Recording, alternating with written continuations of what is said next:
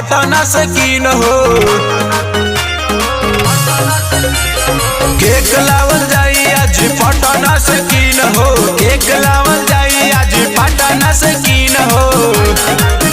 और भैया के सारी के हवे जन्मदिन हो। भैया के सारी के हवे जन्मदिन हो। टेंडी के सटार के हवे जन्मदिन हो।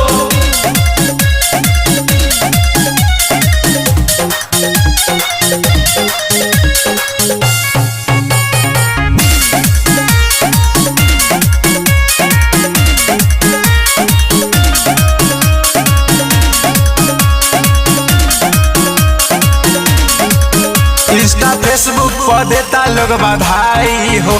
केक कितना इनका नाम बेचाई हो। ए हो इंस्टा फेसबुक पर देता लोग बधाई हो। केक कितना इनका नाम बेचाई हो। पार्टी होई ना चल जाई बन के ना गिन हो। पार्टी होई ना चल जाई बन के ना गिन हो। और भैया के सारी के हवे जन्मदिन हो। भैया के सारी के हवे जन्मदिन हो। टेंडी के सटार के हवे जन्मदिन हो।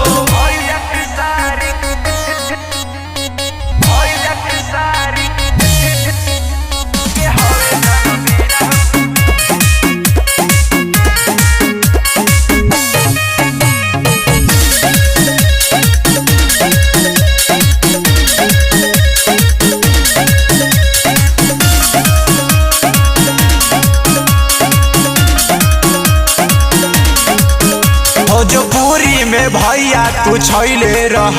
हरदम सही तू गरदा उड़ैले रह। ए भैया तहार जोड़ा हो।